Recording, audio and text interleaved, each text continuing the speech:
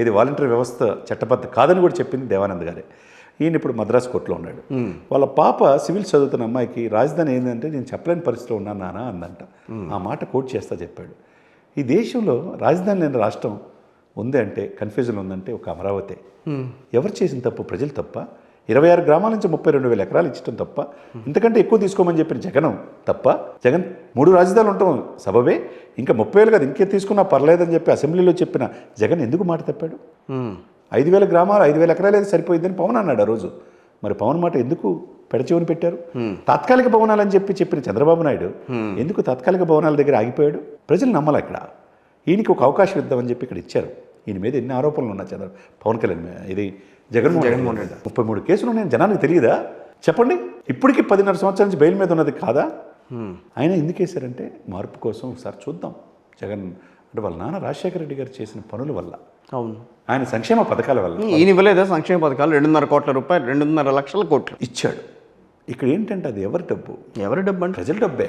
సంక్షేమ పథకాలు అంటే ఎక్కడి నుంచి వస్తాయి డబ్బులు? దాని మాట వచ్చేస్తున్నాయి డబ్బులు. దాని మాట అనేక అక్రమాలు కాల్పడింది కూడా మీకు తెలియదా సార్? ఇప్పుడు అక్రమాలు, ఇసుక దోపిడీ 2014 నుంచి 19 వరకు ఎక్కడ ఏ దోపిడీ జరగలేదా? జరిగాయనే కదా 2019లో మార్పు ఇచ్చారు, అయిపోయింది కదా. కిషోర్ గారు 2014-19లో చంద్రబాబు నాయుడు చేసిన తప్పే. ఇంకొక మాట కూడా అనొచ్చు, ఇంకొక మాట కూడా అనొచ్చు. 4.5 ఏళ్ళు కలిసే వచ్చారుగా వీళ్ళిద్దరు. మళ్ళీ బీజేపీతో ఎట్టా అంటకాగారు ఈ రోజున వచ్చి. సరే, అది వాళ్ళ యొక్క వ్యక్తిగత.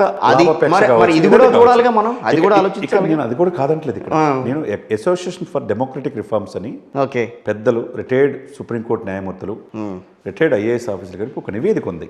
అది మనం చెప్పేది కాదు. ఈ దేశంలో అత్యంత అవినీతమైన ముఖ్యమంత్రులు కానీ అని చెప్పినప్పుడు 33 కేసులతో 10.5 సంవత్సరాల నుంచి బెయిల్ మీద ఉన్నది జగనే. 26 కేసులతో చంద్రబాబు నాయుడు కూడా ఉన్నాడు. ఇక్కడ నేను ఏమంటానంటే, నేను వేరే విధంగా కాదు, వీళ్ళిద్దరి మీద ప్రేమ ఉందని నేను మాట్లాడట్లే. ఇక్కడ ఒక కేసు కూడా లేని మచ్చలేని నాయకత్వం వహించాలని పవన్ వస్తున్నాడు, థర్డ్ ఆల్టర్నేటివ్. కానీ ఈయన కూడా ఎందుకు అక్కడ ఆగిపోయాడు? ఆయన చేతిలో ఎందుకని ఆగిపోయాడు? ఆ సీట్లకి ఎందుకు పరిమితం అయిపోయాడు? కనీసం సీఎం నేను కూడా ఉండాలని ఆ రోజు 55 రోజులు జైల్లో ఉన్నప్పుడు ఎందుకు అడగలేకపోయాడు అనేది ఇక్కడ క్షేత్రస్థాయిలో ప్రజల యొక్క ఆందోళన, ఆవేదన. జనసేన సైనికులు తెగువ చూపించలేక ఆయనలో తెగువ రాక, అంతేగా. కాలమే సమాధానం చెప్పాలి సార్. కాలం సమాధానం చెప్పాలి. వచ్చిన అవకాశాన్ని సద్వినియోగించుకోకుండా నాకు రాబోయే రోజుల్లో మంచి రోజులు ఉన్నాయనంటే ఎట్లా కుదురుతుంది? ఫస్ట్ టైం కిరణ్ గారు అనుకున్నట్టే కాదా? కిషోర్ గారు ఫస్ట్ టైం మీ ఛానల్లో, సిగ్నేచర్ ఛానల్లో నేను హార్ట్ఫుల్గా మనసులో ఉన్నది, క్షేత్రస్థాయిలో ప్రజల్లో ఉన్న ఆవేదని పోసగొచ్చినట్టు చెప్పా. అవును. ఎప్పుడు కూడా పవన్ గారిని ఒక మాట అంటే అది కాదు, పవన్ చాలా నిజాయితీ రాజకీయాలు ఇప్పటికీ అదే మాట మీద ఉన్నా.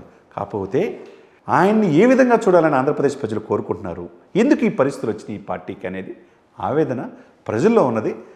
నా హృదయాంతరాల నుంచి నేను ఫస్ట్ టైం మీ ఛానల్లో చెప్పగలుగుతున్నాను. సో ఓవరాల్గా అయితే ఇప్పుడు ప్రస్తుతం బంగారుపల్లెంలో వైఎస్ఆర్ కాంగ్రెస్ పార్టీకి అధికారం ఇవ్వబోతున్నారు.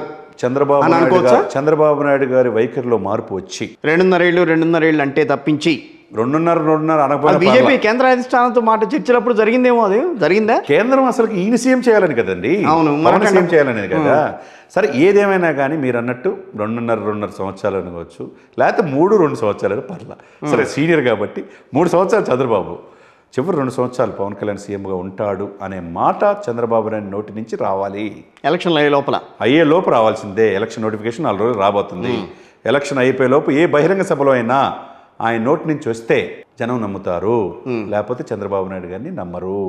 24 సీట్లు వచ్చేస్తాయి అప్పుడు మీకు. డెఫినెట్గా గెలుస్తారు ఆ నోటి నుంచి. అంటే డెఫినెట్ గెలిపించుకుంటారు. ఎందుకంటే ఎక్కడ నాయకుడు ఒక్క సీటు కూడా లేకపోయినా కానీ ఆ పార్టీ బతికిచ్చాడు చూసారు, అది గొప్పతనం సార్. రాజకీయాల్లో ఉండటం అంటే ఆ ధైర్యంతో ఓడిపోయినా కానీ ఎమ్మటే స్టెప్ వెనక్కి తీసుకోవాలి. అక్కడ ఉండాడు ప్రజల్లో, ప్రజాక్షేత్రంలో ప్రజలు కోరుకోవాలి. కోరుకుంటే నాయకుడు అవుతాడు. ఆ సమయంలో అవ్వాలంటే రేపు 24 స్థానాల్లో ఆయన 14 ఓడిపోవడానికి ఆయన కూడా సిద్ధంగా ఉన్నాడు కదా. ఆయన వ్యూహాలు ఆయనకు ఉంటాయి. కానీ అసెంబ్లీలో 20 మంది. ఆయన ఏంటంటే ఇప్పుడు విషయం ఎక్కడో తేడా వస్తుందనంటే, ఓటు చీలనివ్వను, వ్యతిరేక ఓటు చీలనివ్వను, మళ్ళీ నిన్ను జగన్ అధికారంలోకి రానివ్వను, ఈ పదాలే కొన్ని నచ్చలా చాలామంది ప్రజలకి. అంటే అవతల మీద నువ్వు అధికారంలోకి రావడానికి మీ ప్రయత్నం ఏమన్నా గట్టిగా ఉందా? పవన్ కళ్యాణ్ గారి ప్రయత్నం అంటే అది లేదు. కిషోర్ గారు ఒకటే సార్, ఇక్కడ జగన్మోహన్ రెడ్డి గారిని తిట్టడం అంటే, జగన్మోహన్ రెడ్డి గారిని దించడం అంటే చంద్రబాబు నాయుడు సీఎం చేయడం కాదు. అదేగా మరి ఇక్కడ అది ప్రజలు ప్రజలు అడుగుతుంది అదే. ఇక్కడ ఏమనుకున్నా కానీ మీరు ఆ వ్యక్తి చాలా స్ట్రాంగ్గా ఉన్నాడు. ఇక్కడ తనకంటూ పర్సంటేజ్ ఓట్ బ్యాంక్ ఉంది. ఇక్కడ అంత తేలిక కాదు ఆయన దగ్గర నుంచి తీసుకోవటం. ఇప్పుడు నేను మళ్ళా చెప్తున్నా 175 నియోజకవర్గాలు 145 చంద్రబాబు నాయుడు చేతిలో పెట్టుకున్నాడు.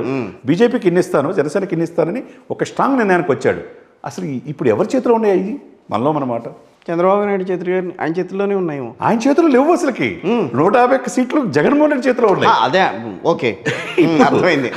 151 ఆయన చేతిలో ఉన్నాయి. ఆయన చేతిలో 151 కాకుండా కొంతమంది లాగేసి కూడా ఆయన చేతిలో ఉన్నాయి. అవును, 23 కూడా లేవు, 19 మాత్రమే టీడీపీలో ఉన్నాయి. ఎస్, జనసేనకున్న ఒకటి కూడా వాళ్ళ దగ్గర ఉన్నాయి. రాబాక వరప్రసాద్ ఆయన కూడా అక్కడే ఉన్నాడు. అప్పుడు మొత్తం ఎంత ఉన్నాయి? 160 దాకా అక్కడ ఉన్నాయి. అవును, అవి తీసుకోవటం చాలా కష్టం.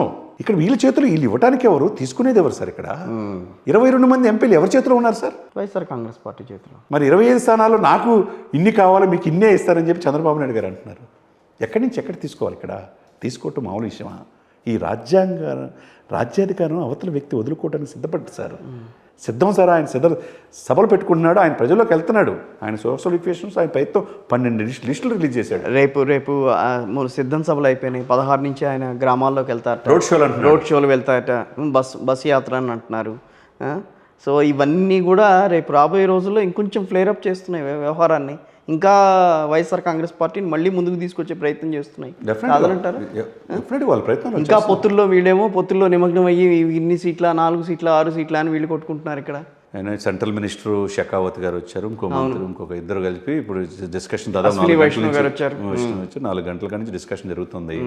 ఒకవైపు చంద్రబాబు నాయుడు గారి ఇంట్లో ఎట్టి పరిస్థితుల్లో ఈ అభ్యర్థులను ప్రకటించాల్సిందే రేపు సాయంత్రం కల్లా. ప్రకటించిన తర్వాత ఇప్పుడు వరకు ఒక ఎత్తు, ప్రకటించిన తర్వాత ఒక ఎత్తు. ఇప్పుడు మీరు కాకినాడ రూరల్ పంతో నారాజు అంటున్నారు, కందులు దుర్గేష్ రాజమండ్రి అంటున్నారు. ఇక మిగతా స్థానాలు చూడండి రేపటి నుంచి ఎలా ఉంటుందో. అంతే కదా సార్, రోజుకి రాజకీయాలు మారుతున్నాయి సార్. అద్భుతమైన అవకాశం ఇప్పుడు ఉంది సార్ ఆంధ్రప్రదేశ్లో. ఒకవైపు షర్మిల ద్వారా తన వదిలిన పానం తన మీద వస్తుంది, తన పక్కలో బలైన. ఒకవైపు వైఎస్ సునీత, వైఎస్ వివేకానంద కూతురు. వీళ్ళందరూ ఏం చేస్తారులేండి చూద్దాం. వీళ్ళందరూ కలిసి ఎదుర్కొనే సమయం అద్భుతమైన అవకాశాన్ని అందిపుచ్చుకోలేదనేదే ఇక్కడ ఆవేదన. సో కాలం నిర్ణయిస్తుందని అంతే. 2-3 రోజుల్లో తేలిపోయే అవకాశం ఉంటుంది అంతే కదా సార్, మొత్తం మీద. డెఫినెట్గా. రైట్, థ్యాంక్ యూ శ్రీనివాస్ గారు. Thank you Venkateswara.